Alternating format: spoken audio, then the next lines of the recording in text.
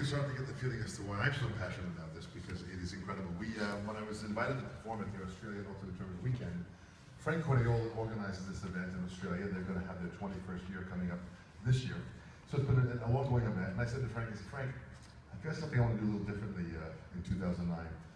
And I had contacted Andrew, and I said, Andrew, I want you to get from Sydney to Melbourne. We'll get you drums, we'll make it happen. The challenge was then getting Mike from the US to Australia. We made it happen. We took care of hotels. Frank Corniola was involved in all of the way to make it happen. Can I just add in? Like I said before, I've had a lot of support from the Australian drumming community.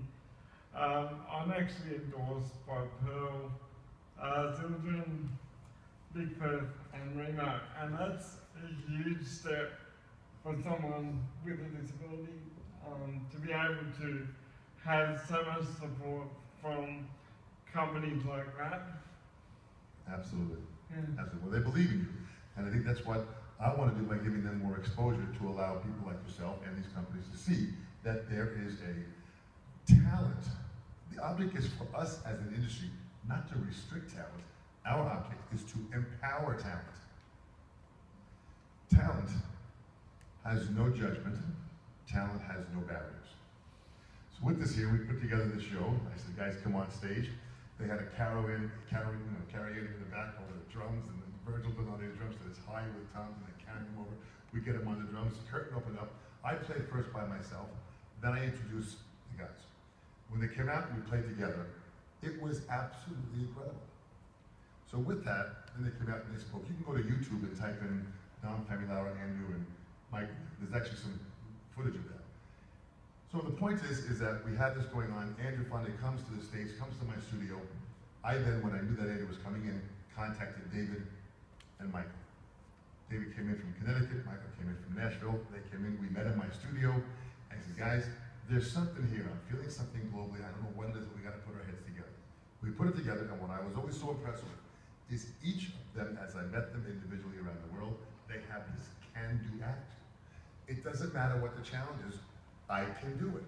As Andrew said, can't is left outside the room. That's incredibly inspiring. So with that, now we get together, and a term that I always like in Australia and in the UK is the term muso.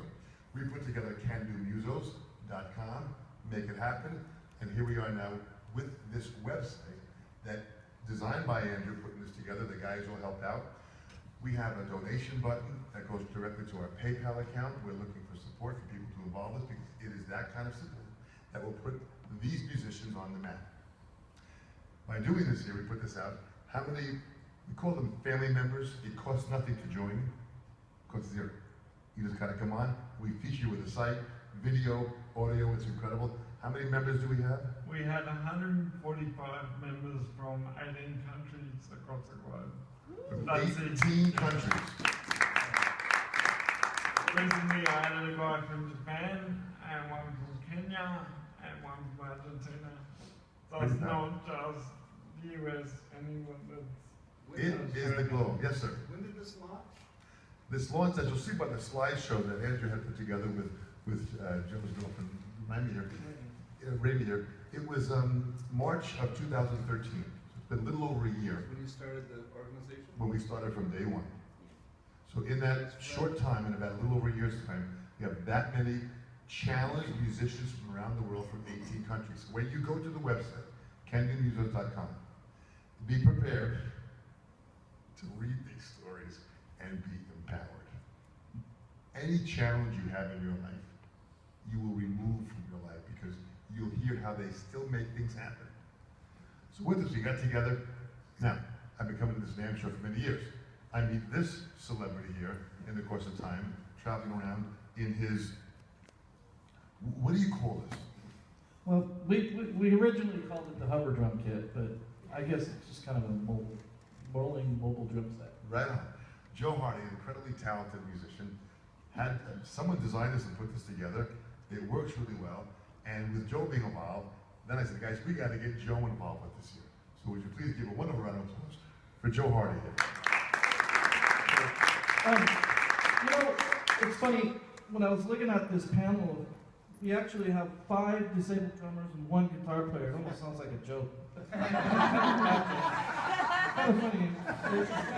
When I was looking at this panel, I was like, kind of almost does seem like a bad joke. Anyways, sorry.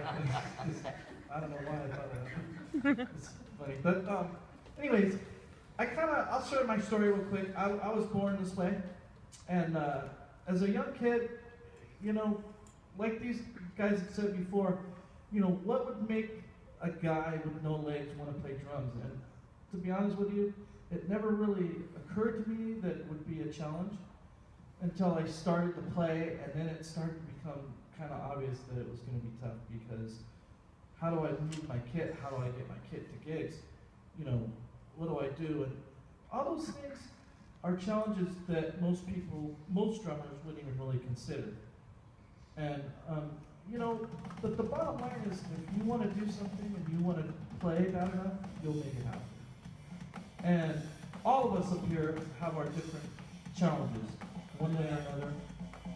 And, you know, it's amazing when you start to play how accepting the other musicians and the other drummers and other musicians are of, you know, helping you out when you go to gigs. Every band I've been in, it's been really great, because all the musicians have been cool to help me set up my drums or tear them down, you know, so I make it happen. Then I decided to build this kit, because I thought, well, how cool would it be to not have to carry my drums to a gig, to be able to just roll into a club and play. So that's kind of why I designed this kit and built it. Of course, then I ended up kind of going back to acoustic drums, because, I don't know, it just made more sense. Electronics, they're cool, but they're just kind of not the best thing to use for hard rock music, which is what I play. But anyways, that's kind of my story. So I kind of developed the kit, built a pedal that I designed with the help of a good friend of mine named Daryl Johnson over at Axis Percussion. Kind of interesting story how about 12 years ago I came to NAMM, and when I first started playing drums, I used to wear artificial legs, and that's how I would play the bass drum, with my artificial legs. But it didn't work very well, and I could hardly hit the bass drum, and it just was always a struggle. And I always thought there's got to be a better way, so I went to Daryl over at Axis and said, you know, Daryl, I have this idea to build this attachment that would hook to my leg, and by using the device from a double drive pedal, we could attach it to the footboard, attach it to my leg here, and then I would be able to play the bass drum. And Daryl, you know, being the innovator that he is, said, you know what, that's a good idea. You know, come to my shop, let's talk about it. And I went to Daryl's shop, we kind of designed this together, and lo and behold, I came up with this pedal, and it's been amazing. I mean, I've been able to play things that really hasn't been a hindrance to play the bass drum ever again. I can play any pattern, any kind of, you know, fast double stuff, whatever I need to do, I can play with the use of the pedals, which is pretty cool. And then, anyways, and then after that, I joined a band called Unit 287, and we've been recording a record. We actually just did a record, and Noodles from the Offspring, guitar player in Offspring, played on our record. That'll be coming out here in the spring. And then, like I said, I've been able to roll around NAMM here, and been privileged enough to play with these guys, or you know, meet these guys, and be a part of the Musos group. So I appreciate you guys letting me come up and do this. It's very cool. Good man, Joe. Thank you so much.